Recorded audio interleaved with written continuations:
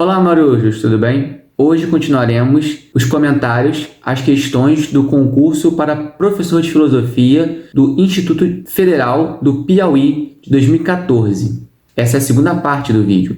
Eu vou dizer o número da questão, ela vai aparecer em tela cheia para vocês lerem e depois eu volto comentando a alternativa correta. Questão 21. Em relação às mudanças ocorridas na sociedade moderna a partir do século XVII, assinale o enunciado falso.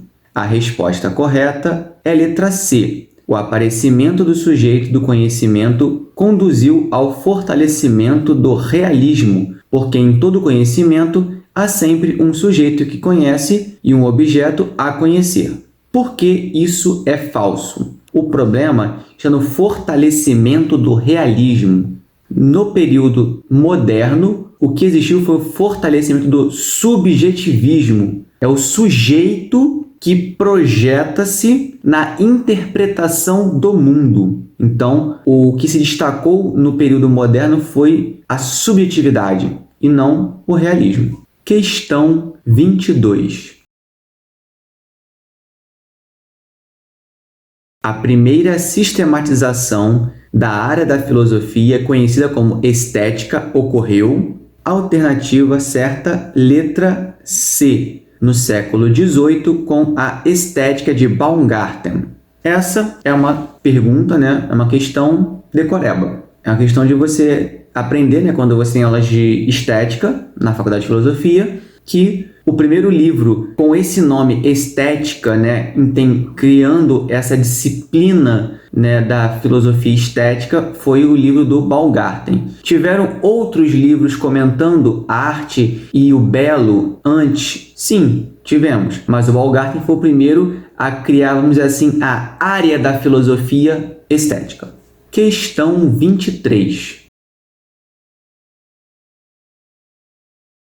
Jean-Pierre Vernant afirma que a razão é fruto da polis, ou seja, de uma experiência política e cultural que, pela primeira vez, apareceu nas cidades gregas no século VI a.C. É correto afirmar que, para Vernant, aí temos 4 proposições e a pergunta quer saber a resposta correta. E a correta é letra B. Somente as afirmativas 3 e 4 são corretas. Por que a 1 está errada? A 1 diz o seguinte: a expressão milagre grego descreve corretamente a continuidade entre o pensamento mítico e o surgimento da filosofia. Não. Na verdade, a expressão milagre grego, ela surge, né, para dizer que do nada, sem motivo nenhum, os gregos resolveram mudar da forma de pensar e criaram a filosofia com o pensamento racional, abandonando o pensamento mitológico.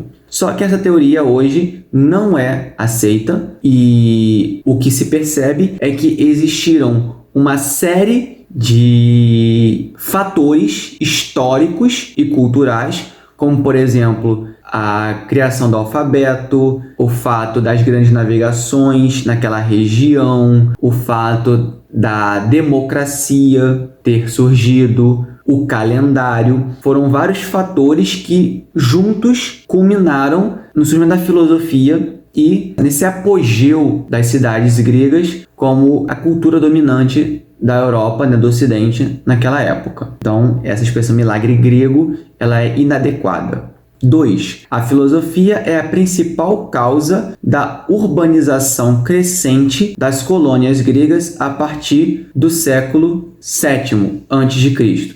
Não foi a filosofia que motivou a urbanização. Na verdade, podemos dizer que é quase que o contrário, né?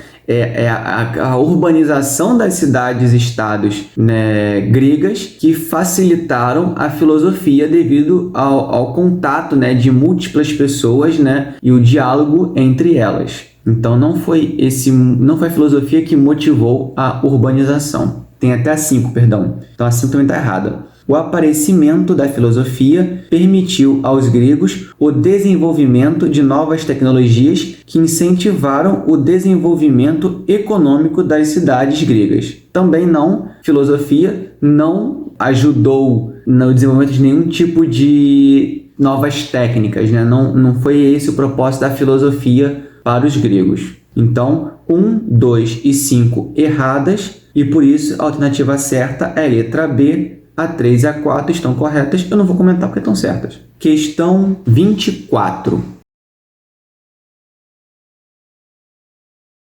A partir da teoria do conhecimento estabelecida por David Hume nas obras Tratado da Natureza Humana e na Investigação acerca do Entendimento Humano, marque o enunciado falso. A alternativa certa é letra D. Ao pensar os objetos de investigação humana e como eles se relacionam, Hume distinguiu entre as relações de ideias e relações de fatos, que as relações de ideias são proposições que operam a partir de fenômenos reais e necessitam da experiência para validar as conclusões. E as relações de fato operam por meio de conteúdos ideais e possibilitam o conhecimento demonstrativo.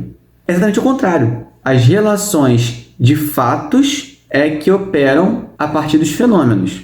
E as relações de ideias é que operam por meio de conteúdos ideais. Então, essa alternativa trocou a definição de relações de ideias e de relações de fato. Por isso que ela está errada. Então, a resposta certa é a letra D.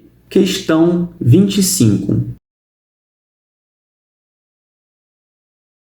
Kant estabeleceu em sua teoria diferentes tipos de juízos, os juízos a priori e os juízos a posteriori. A doutrina kantiana do conhecimento transcendental afirma que, resposta, letra B, o conhecimento é condicionado a priori pelas condições de possibilidade concernentes aos limites da experiência possível. Para lembrar o conceito de Kant, o ser humano só consegue conhecer o fenômeno, ou seja, todo conhecimento da natureza do mundo que o ser humano tem é uma interpretação baseando-se nas condições a priori do ser humano. Ou seja, o ser humano só enxerga o mundo através dos olhos humanos. Então, ele vai falar, das formas de sensibilidade, como espaço e tempo, e as formas do entendimento, que são as categorias, que são próprias do ser humano e são através delas que o ser humano interpreta a natureza. Então, por isso que existe esse condicionamento a priori, porque quando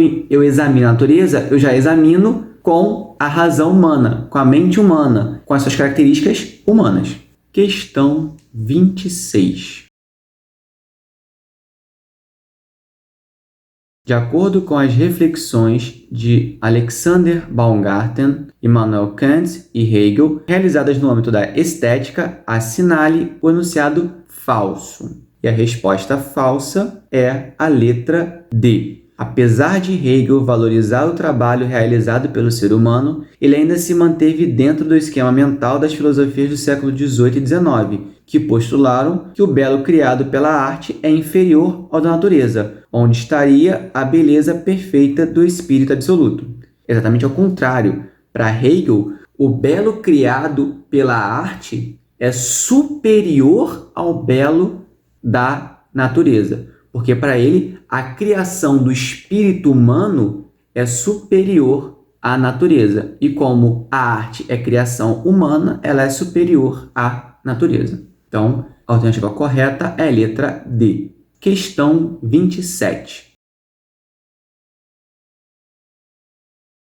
Segundo o exposto por René Descartes no Discurso do Método e nas Meditações Metafísicas, a respeito dos tipos de ideias que formamos, é correto afirmar que... Aí vem um texto que basicamente é para a gente saber a definição de cada tipo de ideia, segundo Descartes. A alternativa correta é a letra A. Por quê? Quais são as ideias que não se referem a objetos sensíveis e nem têm origem na nossa fantasia, porque não tivemos experiências sensoriais para formá-las? São as ideias inatas, são aquelas que nascem com o homem. Basicamente, cogito, Deus. Ideias que provêm das nossas experiências sensoriais das coisas. São as ideias adventícias, que elas vêm depois do contato com o mundo. E são aquelas criadas por nossa imaginação e fantasia, e não correspondem a alguma coisa que exista realmente. São as ideias fictícias, também alguns chamam de factícias. Por isso a letra A. Está na ordem: inatas, adventícias e fictícias. Questão 28. Questão 28 foi anulada, porque ela é idêntica à questão 26. Questão 29. No século XX, grandes debates foram travados em torno da atividade científica, especialmente no que tange às possibilidades e limites da investigação científica. Leia os enunciados. Aí temos 4 enunciados. E a questão diz: considerando as abordagens de Irmi Lakatos e Thomas Kuhn, assinale a opção correta. E a resposta é letra D. Todas as afirmativas são verdadeiras. Então, tudo que está aqui dito é correto. Questão 30.